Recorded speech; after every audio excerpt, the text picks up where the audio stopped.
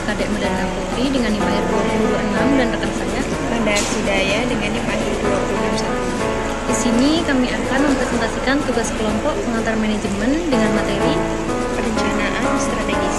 Yuk simak videonya. Pengertian perencanaan merupakan proses pemikiran yang sistematis dan terorganisir untuk mempersiapkan rencana kerja yang terarah dan terkoordinasi guna mencapai tujuan yang telah ditetapkan. Dalam konteks manajemen, perencanaan adalah proses pengambilan keputusan yang melibatkan pemilihan tujuan dan pengembangan rencana untuk mencapai tujuan tersebut. Kemudian adapun pentingnya perencanaan. Yang pertama, perencanaan memberikan arahan. Dalam proses perencanaan, tujuan organisasi didefinisikan dengan kata-kata yang sederhana dan jelas. Hasil yang jelas dari ini adalah bahwa semua karyawan mendapatkan arahan dan semua upaya mereka difokuskan pada tujuan tertentu.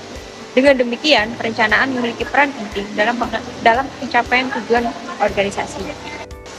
Yang kedua, yaitu perencanaan mengurangi risiko ketidakpastian.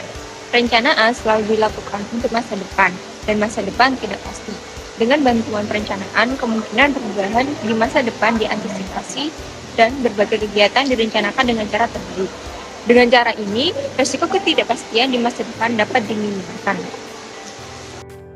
Yang ketiga, perencanaan mempromosikan ide inovatif. Perencanaan menanamkan kekuatan berpikir yang nyata pada para manajer.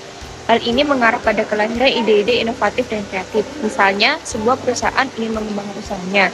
Dengan demikian, situasi ini membahagiakan bagi sebuah perusahaan yang lahir melalui medium perencanaan. Yang keempat, yaitu mengarahkan dan membentuk kultur perusahaan. Rencana strategis menunjang pengarahan dan pembentukan budaya perusahaan lewat proses interaksi, tawar-menawar, atau komunikasi timbal balik.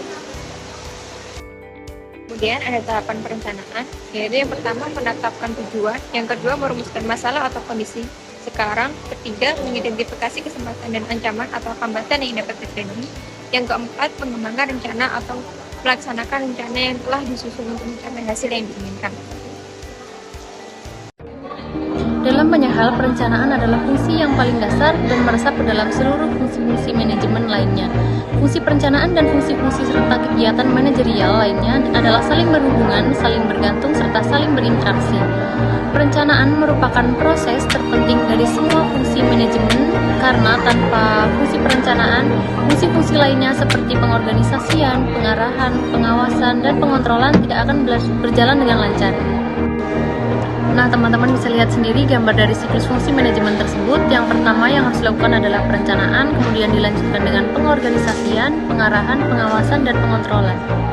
Kemudian yang selanjutnya adalah langkah-langkah untuk mencapai perencanaan yang strategis. Yang pertama ada perumusan sasaran. Perumusan sasaran merupakan salah satu langkah yang paling penting dan terpenting dalam proses perencanaan. Mengapa demikian? Karena penentuan sasaran yang tepat akan menentukan banyaknya kegiatan yang akan dilakukan dan seberapa banyak atau panjang jangka waktu yang dibutuhkan. Kemudian yang kedua, penentuan tujuan dan strategi yang terdapat pada saat ini. Dalam langkah kedua ini, sebagai seorang pemimpin atau leader dalam organisasi harus bisa memberikan pengenalan terhadap tujuan dan strategi yang sudah ada. Kemudian yang ketiga adalah analisis lingkungan. Lingkungan yang dimaksud di sini adalah lingkungan secara luas. Tujuannya adalah untuk dapat menentukan cara bagaimana perubahan dalam teknologi, sosial, ekonomi, budaya, hukum, dan politik suatu organisasi yang secara tidak langsung dapat mempengaruhi organisasi. Yang keempat adalah analisis sumber daya. Analisis sumber daya sangat dibutuhkan dalam proses perencanaan strategis. Hal ini bertujuan untuk mengetahui seberapa memadai sumber daya yang dimiliki oleh organisasi. Sumber daya yang dimaksudkan tidak hanya soal sumber daya manusia, melainkan juga mengenai sumber daya material berupa dana atau uang, dan sumber daya lainnya yang dapat memberikan pengaruh terhadap jalannya organisasi.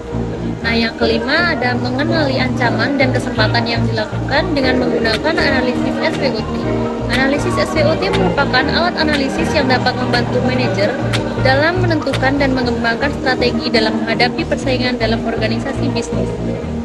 Kesempatan dan ancaman dalam organisasi ini dapat muncul dari arah mana saja dan tidak dapat bisa ditebak. Yang keenam adalah menentukan sejauh mana perubahan strategis yang dilakukan. Hal ini untuk mengantisipasi adanya perubahan dalam lingkungan saat kegiatan berlangsung. Selanjutnya ada manfaat dari rencana strategis. Yang pertama adalah menentukan batasan usaha atau bisnis. Di sini memilih fokus bidang usaha yang akan dikembangkan yang didasarkan pada semua lapisan manajemen. Kemudian yang kedua adalah memberikan arahan perusahaan, di mana menentukan batasan usaha dan arah perusahaan merupakan dua sisi dari satu mata uang yang sama yang mendasari atau dihasilkan. Kedua hal itu merupakan dasar penyusunan prioritas tindakan dan kebijakan perusahaan dalam menghadapi perubahan lingkungan. Yang ketiga, mengarahkan dan membentuk kultur perusahaan. Di sini rencana strategis menunjang pengarahan dan pembentukan budaya perusahaan lewat proses interaksi, tawar-menawar atau komunikasi timbal balik. Yang keempat, ada menjaga kebijakan yang taat asas dan sesuai. Yang kelima, ada menjaga fleksibilitas dan stabilitas operasi. Yang keenam, ada memudahkan penyusunan rencana kegiatan dan anggaran tahunan. Itu saja materi yang dapat kami sampaikan. Apabila ada pertanyaan, silakan tulis di kolom komentar. Terima kasih. Wassalamualaikum warahmatullahi wabarakatuh.